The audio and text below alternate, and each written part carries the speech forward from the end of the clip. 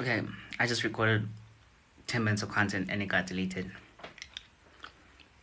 What I was saying is my glasses are broken, by the way.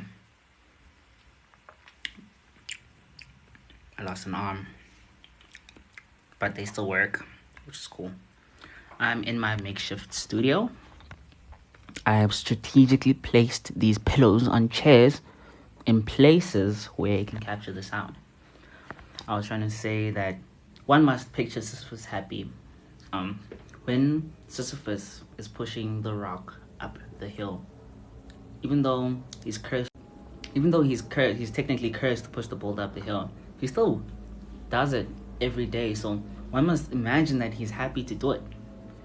I don't know if you know the story of Sisyphus. I don't know all the details, but I'm pretty sure he was cursed by Zeus to push a boulder up a hill and have it roll down every day. No matter how far he pushed it up the hill, it'll roll down back to the bottom every day at the end of the day. What I was trying to say was, in the process of creating music, I've encountered a lot of hard moments, like a lot of doubts, and to this day I still don't know if I have the qualifications to be someone to tell you about whether or not this music stuff's gonna work, because I still haven't seen a single check from my music.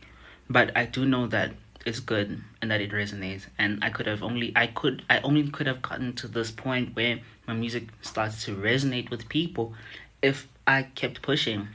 I didn't get discouraged. I didn't give up. Not to say you can't be discouraged, you can't go through hard moments, but like for me, even today, I'm showing up because I wrote something. That means something. I have something I want to express, whether or not I think it's good, whether or not someone else thinks it's good. I have something I have to, or I want to express. So it's in my interest as a spiritual being, I feel like as a soul with ideas to follow through on the intention that clearly my higher self has in terms of putting something material into the world. So I really just want to encourage anyone who is feeling anxious or doubtful about pursuing a creative path. If you feel called to make something,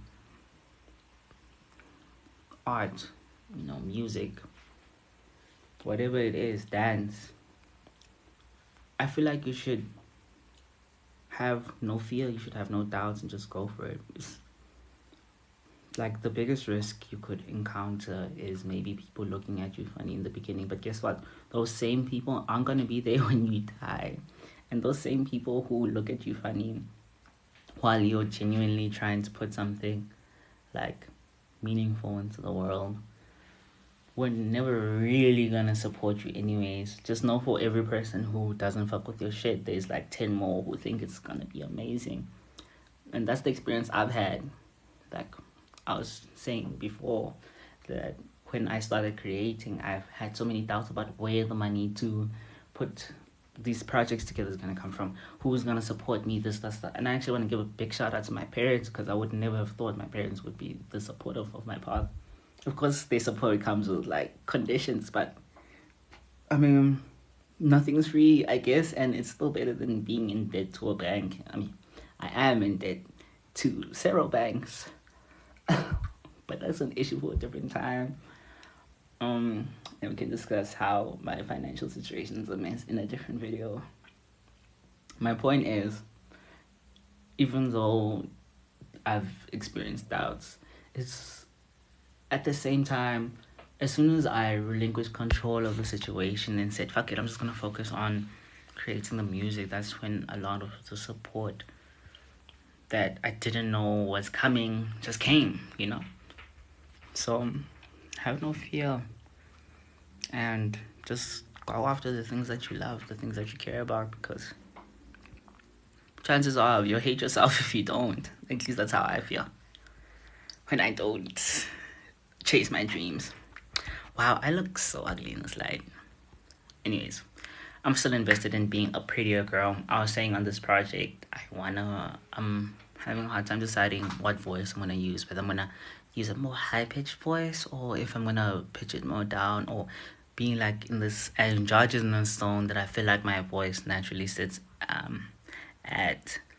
I think it's really interesting making music during my transition, because it's like a snapshot of who I was or what I was thinking at the time I was making it. And I don't have any like producers in studio with me, so, or most of the time when I'm recording, so um it really is just me like directing the whole vision for how the sound is gonna come out. So yeah, it's just really interesting listening back to some of my tracks where I was like, I have a track called Ribs, and it's like kind of an expression of my frustrations with like the patriarchy, but it wasn't, it's not like I was doing that deliberately at the time. It was like satire, but looking at it, like listening to it now, it's obviously a cry for help. Like, it was before my act, like it was literally months before my egg cracked. Like, it must, because I dropped that song in February, and I realized I need to transition in February, March, probably around March or April. So it was literally months before I had to transition. And like listening back to that track is like, yeah, I was clearly really uncomfortable with like toxic masculinity or masculinity in general, like just as a concept. I was saying that I can't push any things that I did, all my wrongdoings in the past, all my fucked up shit that I did in my past. I can't just push that onto can't push that onto. You gotta take responsibility for who you are as a person. I'm not saying that now that I've transitioned, I'm a saint or anything. It's something I think about sometimes, because people treat women differently than they treat men, because men are naturally perceived as threats. But I was always uncomfortable with that perception, and I feel like that was more related to me being a man myself, or performing masculinity myself, than who I actually was as a person. So I'm really happy I'm transitioning. I'm really happy that my egg cracked and I realized who I was. But how that affects the music is that I'm just faced with these decisions. Like, my masculinity did serve me, my deep voice did serve me before, and I mean, it can still serve me in a lot of ways in the music, in my everyday life. So I don't know. It really is like I say a balancing act of traits that I want to keep from who I used to identify as and who I am now.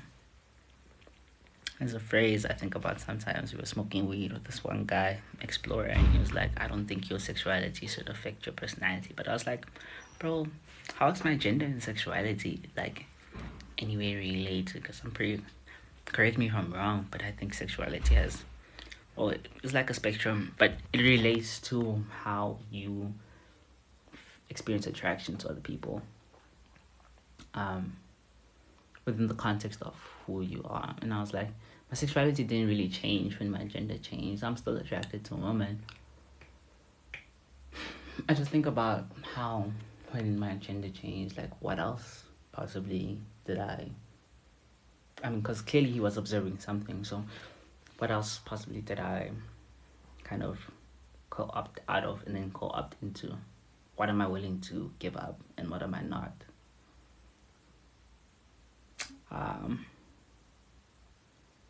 Kind of a grim note to leave this on. But the point of what I was saying is, one must picture Sisyphus was happy when he was pushing the stone up the hill every day, because how else would he be able to get up in the morning every day and just do it, not knowing if he's gonna be free from his trap or not? You gotta get up every day and do it and just be happy about it, because